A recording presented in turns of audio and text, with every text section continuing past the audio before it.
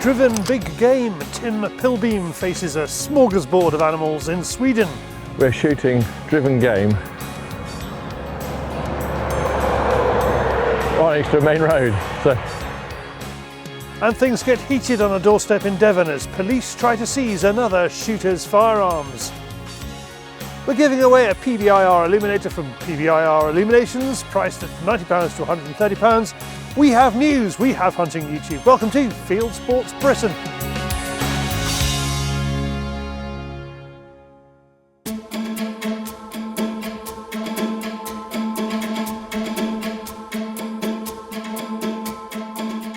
It's taken a lot of organisation and a lot of lateral flow tests, but we are part of a select and self-selecting COVID-free group of international journalists on a driven hunt in Sweden. So my pig is a small piggy and it's second in from the left at the top. No, second in from the right at the top. Our hosts are Aimpoint, Peltor, Hennel Rifles, Norma Ammunition and Garmin. Tim is our man on the ground and in the stand. You hear it coming towards you and think, oh my God, what is it? We have a range day and 2 days of hunting ahead of us in one of the most game-rich estates in Sweden. Just kill it. As we're all a bit socially rusty and our shooting could do with a squirt of gun oil too, it all starts with a day on the range with the one and only Eric Aas. When I have the focus on the target, I don't want to lose the focus on the target. Right now, I just want to turn around and bomb. Pull the trigger when a red dot comes into my focus point. And his Aimpoint colleague Carl. When you cover your focus point with a red dot, then you pull the trigger. So we divide it into 3 steps. Contact, focus, kill it. You took through our paces this morning? Yep. You have, not me. I mean, it's really interesting getting back into the Aimpoint way of actually dealing with it, you know, the contact, focus and kill, and going from, say, 10 metres out to 60 metres. I was actually shooting too far forward because I was focusing too far on the front of the animal. So I went back a wee bit, so I was spot on the shoulder. That's been interesting, and trying to put multiple shots in, it all goes completely to hell because you're putting one shot in, yeah, then you'll reload and suddenly the barrel's everywhere and the red dot's kind of floating around as well. So the whole thing is just is slowing the process down and just concentrating on getting 2 solid shots in there. But yeah, I mean, you can't beat it down the range, can you? All the members of our international team are soon on the money. We have representatives from all over Europe, some with concerning stories of rising anti-hunting sentiment back home. However, hunting in Sweden polls a huge acceptance rate. Good job considering where Tim ends up in a few hours' time. Okay.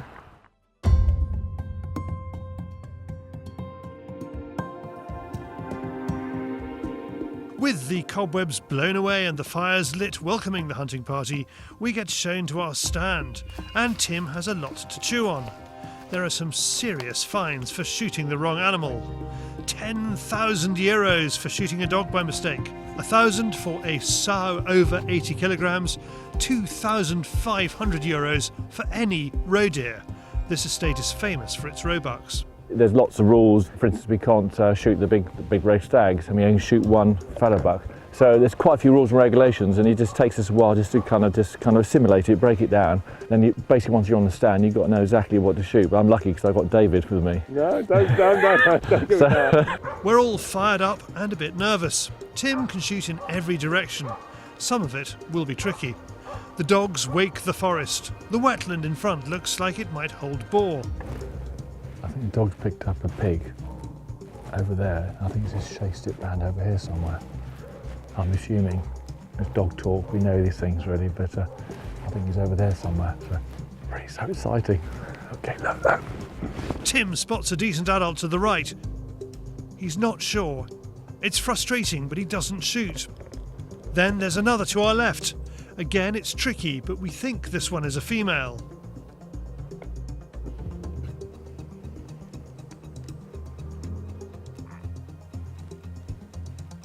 Fallow mill about. Then there's one on its own. Tim shoots high but connects with the second. A single piglet appears. Tim hits it with the first and makes sure with the second. The 3006 is a lot of gun for such a small animal, but gamekeepers here told us to take any youngsters as they will perish if left. It's a busy start with sensory and technological overload for Mr. Pilbeam. So, you've got a bit of space to manoeuvre now. Yeah. Tim, so, want to see wildlife, don't you? That's Yeah, the first thing. it's a warm-up drive, I think. I just want to see, we've seen quite a few animals today, which is great. Saw some lovely pigs running across there. We weren't quite sure what they were, to be fair, male or female. Perhaps you guys who've done a lot of this shooting will actually be able to identify the difference. You know, I couldn't tell the difference and run through, so I let them go. And I've got a lot of technology going on here. I've got David's microphone, so David and I we're communicating. Also, I've got the Peltor LEPs, and I got them on plus 10 decibels, so everything I'm hearing has been actually, it's been amplified quite a bit, so I can hear everything going on in the forest. So I've got those going on, and also I've got a radio, and this radio is actually linked through a loop, so that's I'm going through my ear at the same time. So I've got microphone, I've got hearing protectors, and also I've got radio all going on. Eric collects us and collects any information we can offer to help the dog handlers today, plus generate a better picture of the game on the ground. How many animals did you see? Okay. So 1, 2, 3, 4, 5 far, don't we, David? We also need help with our wild boar identification. We're looking for the pizzle, but it's very hard to see. It's quite Very low. hard to see when they come running. Also. Yes. Normally you should look for a short nose and buckle here, Yes. and a buckle on the back, you know? Yeah. That's the easiest to spot them. Okay. But normally they get that at a certain age also, Yes. when they're 100 kilos or above. Yeah. Even during the break, Tim works on trying to tell the mummies from the daddies. During the winter. But I can see what you mean, yeah, because it's taller on the shoulder. Yeah, and usually when it usually walks like you can. It always falls. It almost looks like it falls over. Going forward, pushing much forward. But then again, a sow could have those characteristics as well. Oh, really? Because the fur can actually be thicker in the front for some sows, so you have to be really sure.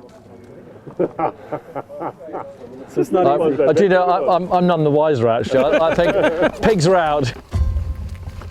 Let's hope it works on stand 2, which is completely different. Natalie, representing Norma at this event, is in the neighbouring high seat. She shot skeet for Sweden at the Beijing Olympics and is a double European gold medalist. She's also a hunter and is here to showcase the new Norma rounds designed for shorter barrels. It's a different powder than in the standard ammunition, so it allows the load to burn out even in a shorter barrel. Okay. So standard ammunition burns out in a barrel that is 61 centimeters, and these are made for around 50 centimeters. Okay. Back to the forest, and Disney has opened the gates. There are animals everywhere. Oh my God. That's an easy shot and a lot of money, so Tim doesn't shoot. Oh, look at that. But he does shoot this motoring fallow at 70 yards.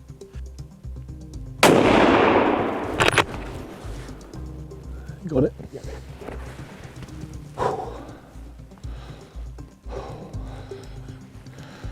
I was on that. Wow. I should have shot them here actually, but I just delayed for about 2 seconds.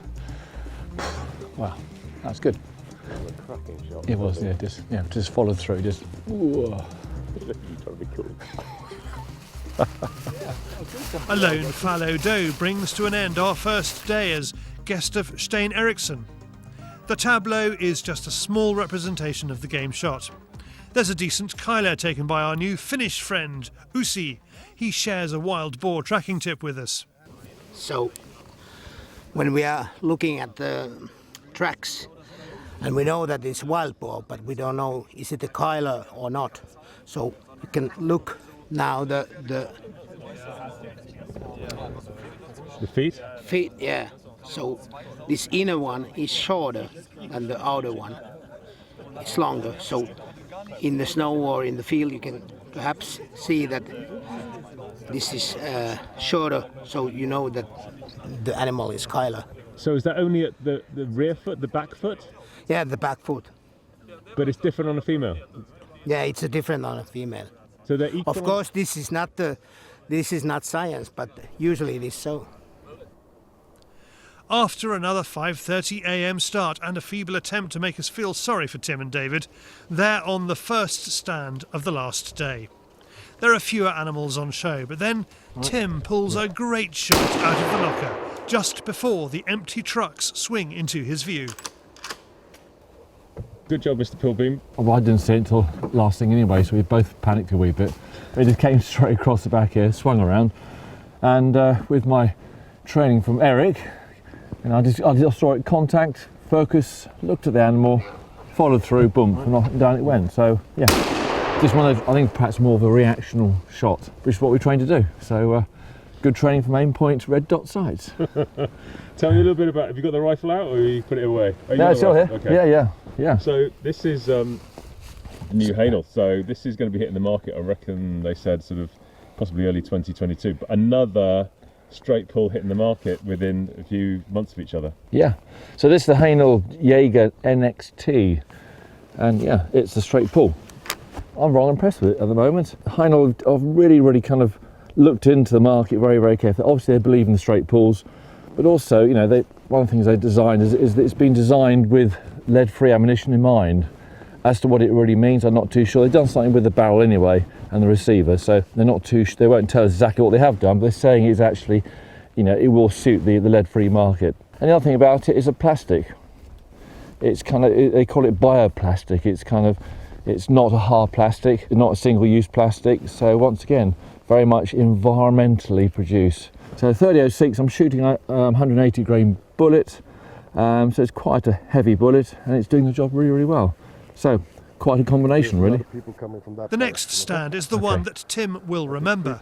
He's front and centre, not the natural habitat for a shooter in the UK. Well, this is a bit unusual.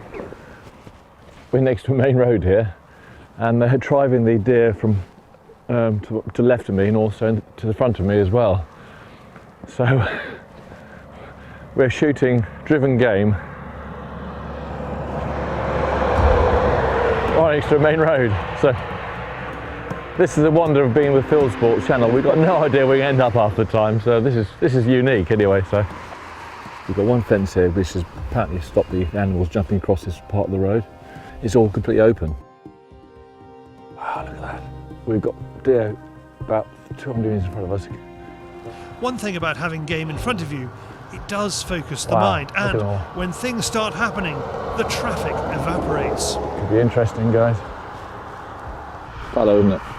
Yeah.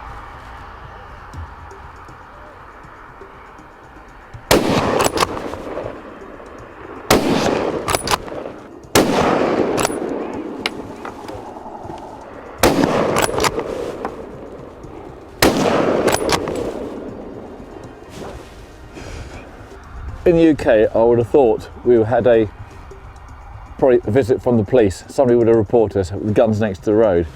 But these guys just get on with it. You know, it's a different culture altogether. And as a shooter, as a hunter, I feel very uneasy. I'm on edge all the time. I'm just not used to this exposure, perhaps, in some ways. We have 3 deer down, all of various different shots, but yeah, 3 expired, thank goodness, before it got to the road. Yeah, that's right. So we're 3, another one gone down there, I think. 3 deer down. A very different situation here. We've been in woodland, everything out to about 50, 60 metres we can shoot. I think the problem is for me is I've got far too much time to actually wait till they come towards me. Yeah, perhaps a few more deer should have gone down, but look, they're here. So and one's landed next to the road there, so it's fine. But yeah, it's a bit close, but it's on the deck, and another animal's gone. So yeah. The car, I got some scratches. Chatting with the beaters, you can't help but notice the typical wild boar protective jacket has grown spikes to defend the working dogs against wolves. Okay. And what do the wolves do? When they bite. They bite on. See, that's how they do it. Yeah. Wow. And have you got many wolves around here? Yeah, we got one couple who got 6 puppies this What? year. Yeah. In the middle of the in Skåne. Okay. So they are spreading. Really? Yeah. And do you like wolves? No. No. But as a hunter, it must cause you huge problems, yeah? For the dogs and For the dogs, and also for your game. Yeah. Does it push the game away, or yeah? Yeah. So you know when you come and hunt in this area and there was a wolf before the day before, you notice. How many shots? 25? No. With Tim getting so much shooting, it's a good job Frederick is here to remind us why Peltor protection is necessary. with driven hunting, the amplification to me, it is so helpful. So on the plus 10 decibels, what does that really mean? It's hard to say, but for sure you will hear the game a little bit earlier. Mm-hmm. And I think that's the benefit. You are a little bit prepared. You know which direction. So how's the hunting been going then? I've seen a lot of game, yeah, and good. Yeah, very good. Yeah. It's a lot of game, and it's fun to see it. Shooting is. Yeah. Your shooting's okay? Yeah, okay. Yes? Come on. 100%. You got 100%? Yeah, okay. 1 of 1. So yeah, okay. That's good. So nice to stay there now. Yeah. They're pushing from that direction. Yes. And that direction. Yes. And normally animals Eric escorts us to our last stand, which is another roadside venue. This time, however, we are at the base of a wildlife bridge or corridor. Tim would love the chance of a boar, but that opportunity falls to Frederick.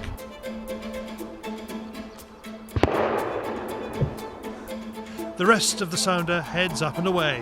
Ready? It looks like it may be over for us. Then it all comes together.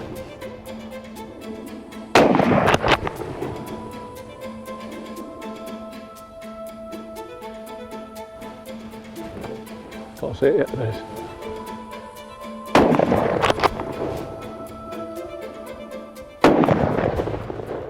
Wow.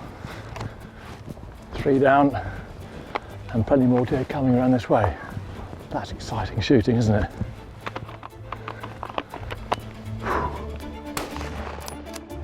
This is where the straight pull really works.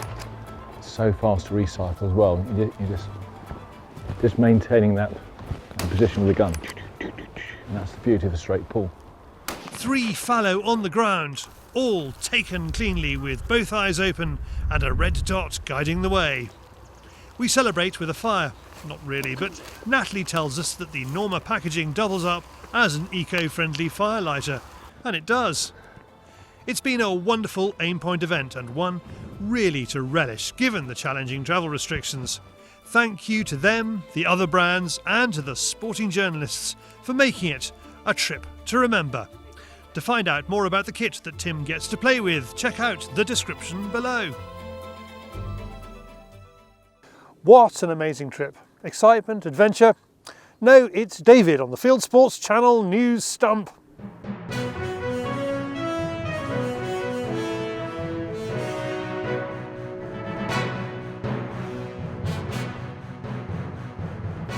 This is Fieldsports Channel News.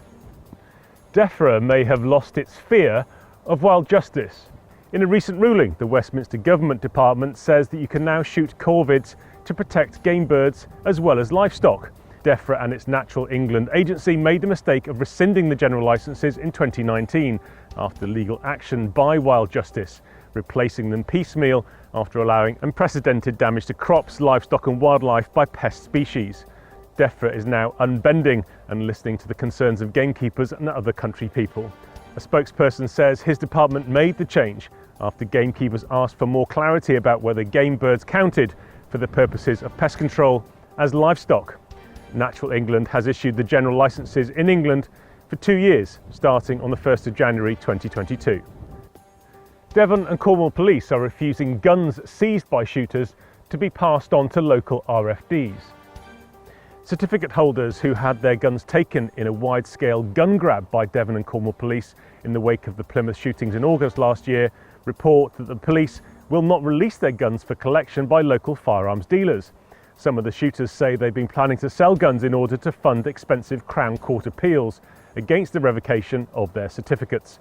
One of the shooters featured in Fieldsports News, Paul Cox from Cornwall, has launched a GoFundMe page to help him fight the police action. Link in the description below, and there's more on this story later in the programme. The Westminster Government is planning a crackdown on lurcher work. Ministers want to increase penalties for poaching and illegal dog work, which this Tory publicity poster mistakes for coursing, which benefits hare populations. Between Christmas and New Year, Lincolnshire Police issued 2 dispersal orders to prevent gangs of dog owners from chasing hares. Meanwhile, Thames Valley Police seized these dogs from a car from suspected illegal dog work. The Westminster Government has left thousands of gamekeeping students high and dry after dropping wildlife management from the exam system. You could take a T-level, a technical alternative to A-levels, in land and wildlife from 2020. Thousands of students signed up at 10 specialist land-based centres across England. Now shooting organisations have written to Education Secretary Nadeem Sahawi to ask him to reconsider phasing it out by 2024. Thanks to Richard Walton for the story. The Tory politician pushing for a ban on trophy imports has admitted that it's not in the government's timetable. Fears among animal rights extremists that a trophy imports ban bill will not go in front of MPs at Westminster appear to be true if Zach Goldsmith, DEFRA minister and old Etonian friend of Prime Minister Boris Johnson, is to be believed. Goldsmith, whose family recently funded Boris and Carrie Johnson's Marbella holiday, has been pushing for a trophy imports ban since 2019. Here he is on the BBC's flagship Radio 4 Today programme on New Year's Eve. January, February? I would love to be able to give you a date. I can't, because it's not for me to do that. The fundraising regulator has criticised Chris Packham over claims he made for a zoo on the Isle of Wight. The regulator investigated 2 complaints that the Wild Heart Trust, a registered charity, made false claims in its 2020 fundraising appeal for money to look after 5 tigers and 2 lions on its Isle of Wight zoo. Packham's partner runs the zoo, and the BBC TV presenter fronts fundraising campaigns for it. The fundraising regulator didn't uphold the complaints, but it did criticise Wild Heart for making unevidenced and sweeping claims. Thanks to Nigel Bean for the story. Hunts continue with their good PR with their New Year's Day meets. Following huge support for hunts across the country on Boxing Day, hunts such as the Corn, here shown meeting at Melton Mowbray in Leicestershire, attracted similar crowds. Meanwhile, police are hunting down antis who started fights at Boxing Day meets. Thanks to hunt supporters filming the SABs, police have released images of 3 men wanted in connection with violent clashes at the Avon Vale's 27th of December meet in Wiltshire. Meanwhile, police arrested a man for common assault after a teenager was pushed to the ground near the Southdown and Erridge Hunt meet in East Sussex. A scientific survey has brought a huge amount of tourism cash to Devon and Cornwall. Anglers paying up to £300 per trip have caught, tagged and released more than 700 Atlantic bluefin tuna, which have been caught and tagged off the southwest coast of England in the past few months, including on this boat with keen sea angler Nigel Farage. The groundbreaking catch and release fishing scheme between August and November 2021 saw 15 charter fishing boats take part. 419 charter trips caught, tagged and released 704 fish weighing up to £300, all organised by the Westminster Government's Fisheries Science Organisation, CFAS. Both the Green Party and Cornwall Wildlife Trust oppose the scheme. Swedish farmers up against the WWF over their annual wolf cull. There are more than 400 wolves in Sweden. The Swedish Hunters Association, supported by the Danish Farmers Association, want 100 of them shot. However, the WWF wants none of them shot and has taken its case to the European Court of Justice. Swedish county councils have granted licence for 27 wolves to be shot between the 2nd of January and the 15th of February 2022. Thanks to Per Holmseth for the story. A death-defying story on the Ammoland website tells of a hunting guide and 2 guests who survived a grizzly bear attack. Hunting guide Tyler Jordan and his clients had shot an elk in Colorado near Yellowstone National Park and were planning to retrieve the carcass. The bear had found the carcass and had other ideas. The hunters saw the bear charging them when it was within 20 yards. They had 2 handguns between them and fired more than 30 shots, putting at least 16 shots into the animal, eventually killing it just a few feet away from them. Wildlife in Zimbabwe killed 71 people in 2021, up from 60 people in 2020. A Zim Park spokesman says crocodiles and elephants account for the bulk of the fatal attacks. Zimbabwe is home to more than 100,000 elephants against a carrying capacity of about 45,000. And finally, a big boar versus a fallow buck. Who wins? This film doing the rounds on social media finally gives us the answers to that question. After an epic battle, the buck turns the boar and chases it out of the paddock. You are now up to date with Fieldsports Channel News. Stalking the stories, fishing for facts.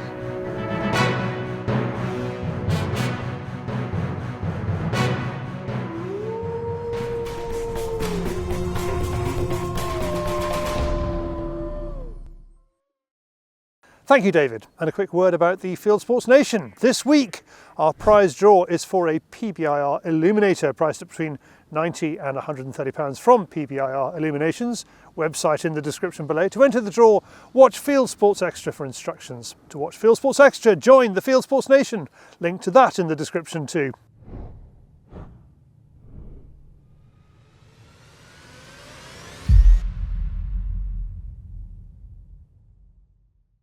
Now, when police come knocking on your door asking to seize your guns, you don't have to give in to them, as one shooter shows. We shooters are an obedient bunch. This story is about how we can also be disobedient. I'm once again outside Devon and Cornwall Police Headquarters, home to their firearms licensing department, which does not want to talk about what it calls individual cases, where they send armed officers to the homes of legal shooters to take back guns and revoke certificates. We've covered some of these individual cases in the past few weeks. There have been more. This week I talked to a shooter who knows legally how to refuse to give up his guns. First, let's look at how obedient and dutiful we shooters can be. Deer stalker and fox shooter Dan Clark put in for a variation with Devon and Cornwall firearms licensing earlier this year. My licence turned up 3 weeks later and it was blank. It was just a blank ticket. So I panicked and did what most people would probably do, and I contacted my firearms officer. He sort of said, can you give me 10 minutes to sort of find out what's going on? And then, yeah, he got back to me, and I think that someone had had a bad day at the office and they just deleted everything. Devon and Cornwall effectively deleted the records of his rifles. But because he's a shooter, he put them right, and because this took place before the Plymouth shootings in August 2021, Devon and Cornwall admitted its mistake and sent him the correct paperwork. Because it was a blank ticket, it listed what calibers I could have, but all my firearms had been removed.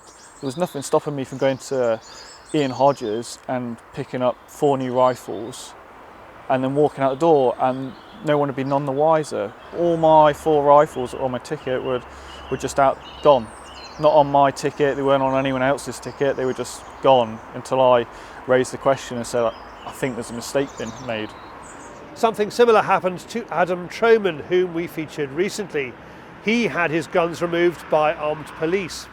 Back when Devon and Cornwall had no problems with him and he was reapplying for his firearms certificate, they sent him a blank ticket. When I did my renewal, it was in the middle of COVID.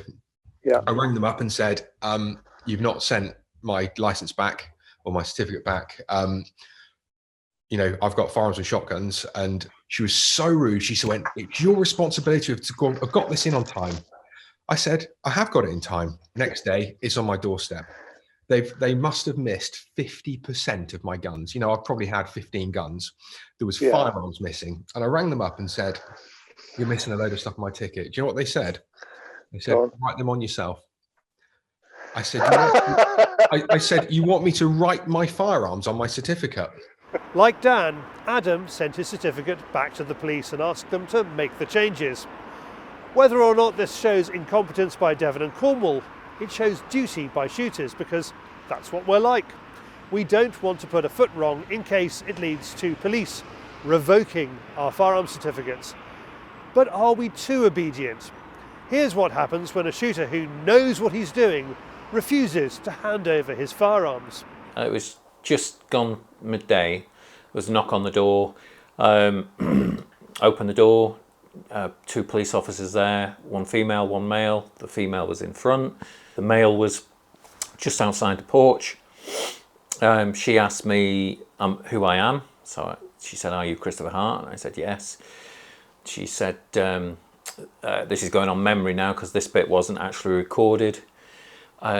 She said, we're here from Plimpton Police Station and we're here to speak to you about a dispute with a gun shop, about a moderator, and we are going to have to take your guns as well. These were officers who were fully geared up for enforcement, so they had all their body armour on, and to be honest, I wasn't in a position to tell if they were armed, either with a sidearm or with tasers. But I do know they had all the front gear on, and the woman officer had a body cam, so she was recording me face on. Chris is a target shooter at Duchy Shooting Association in Cornwall, a vermin controller and deer stalker. The dispute with the gun shop over a moderator led to Chris calling the police. He was surprised when police reacted, as they told him, by wanting to take away his guns. So once I got over the initial shock of them being there, what they wanted to speak to me and they wanted to seize my guns, I told both of them to wait there a minute. I'm just going to go and get something. Upon doing that, she shoves her foot in the door to stop me closing the door. So I said to her, "Can you move your foot, please?" "No, I'm not going to move it." So I called down Derek, who's the landlord. I called him down and I said, "Look, can you witness this?" I asked him to obviously witness her foot jamming the door and saying that she wouldn't remove it. And I said, they're not allowed in. They've got no authorization to enter in. They've got no warrant to enter.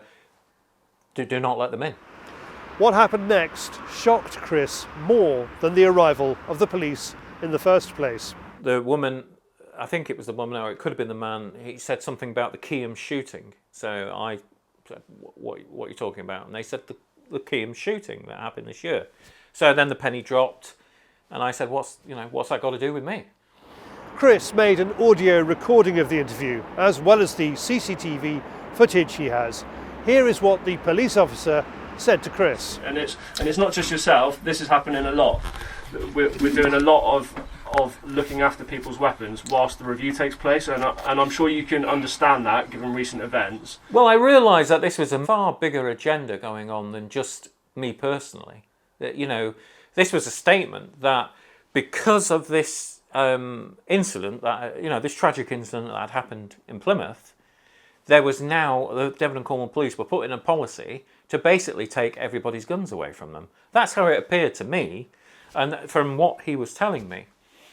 So I challenged them on that, and I said, well, you've got no lawful basis here for seizing my guns, because that is not a lawful basis for seizing guns, and my licence remains in force. It's not been revoked. Chris felt able to argue the point with the police on his doorstep because he went through all this at his last firearms certificate renewal in 2016. Basically, I went through the same process, get the renewal application form. I filled out the renewal application form with one difference. I had a diagnosis of being autistic.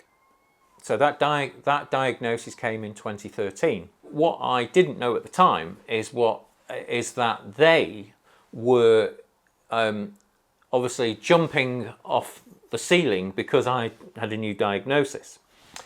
And they actually believed I was mentally ill because I had a diagnosis of autism. So, and autism is not a mental illness. It's a development condition. So then I get a phone call from the FEO, and she says, okay, we want to come round, see you, conduct your renewal interview. So that's normal. So she turns up on the day with another guy from licensing. It began with them saying, right, well, basically you've declared a new medical condition on your application, and we need you to get a psychiatrist to assess you for your fitness to possess firearms. In the meantime, we're going to have to seize your guns while this process goes on.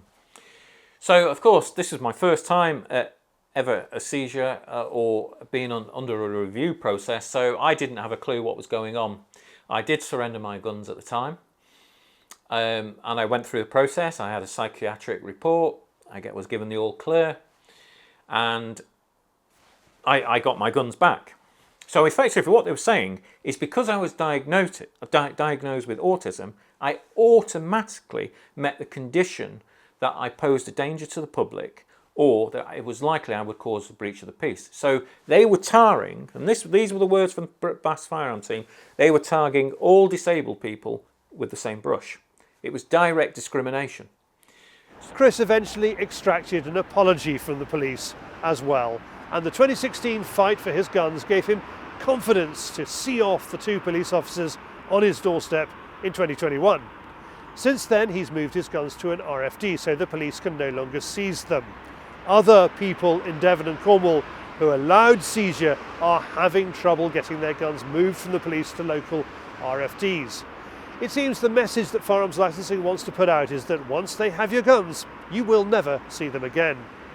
BASC's Firearms Department is taking an interest in what's happening in Devon and Cornwall. Here's Bill Harriman. I am concerned that we may be detecting something that we can't quite interpret properly because we don't really know what it is yet. On one hand, it could be absolutely nothing, and that the revocations and seizures of firearms that we've heard of are nothing out of the ordinary. The other end of the spectrum would be a complete and utter overreaction driven by panic within Devon and Cornwall Police that there is going to be some sort of systemic failure shown when the Independent Office for Police Conduct makes its report into the Keyham shootings, or something which comes out of the coroner's inquests, and that there is this immediate, almost zero tolerance of anything clamped down to show that Devon and Cornwall Police are trying to do something and to almost deflect against that potential bad press that they might be having. On the 5th of December, I asked Devon and Cornwall Police's Freedom of Information Unit some questions about the number of revocations of firearm certificates, of shotgun certificates in each of the months that followed after the Keyham shootings in August. BASC has also asked for a meeting with Alison Hernandez, Police and Crime Commissioner for Devon and Cornwall. I've no doubt that this is a crackdown on gun ownership by a police force. Let's hope BASC's actions can stop this gun grab from happening in this constabulary and, crucially, spreading elsewhere. In the last 2 weeks, I've heard of cases including a former member of a regional crime squad and of a serving police officer, both of whom have had visits from their colleagues, their firearms removed and their certificates revoked. The police officer has kindly agreed for me to tell his story in word form, and you can read that on our website. Link in the description below. Dan and Adam's cases show what good citizens we gun owners are. It's only the slightest things, or you hear stories how someone said something to the wrong person. It's not even come from yourself, and then the police are at your door taking your firearms. So as an individual, I wanted to safeguard not only myself, but my firearms ticket. It does feel as if Devon and Cornwall are taking advantage of our guaranteed good behaviour. If police come knocking on your door, Chris's advice is at least file a complaint. If the person believes there's no lawful basis for A, surrendering them voluntary, or having the police seize them, they should make a complaint. Because what they're recognising is A, there's no lawful basis, and if there's no lawful basis, then there must be an abuse of police powers has taken place. So if the person doesn't complain, they are consenting to abuse of police powers on lawful process.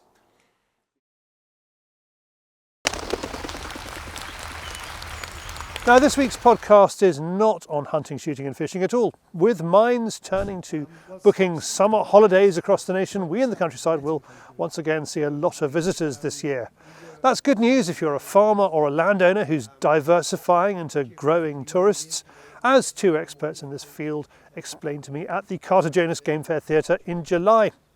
Next, back to the world of hunting and shooting on YouTube. It is Hunting YouTube.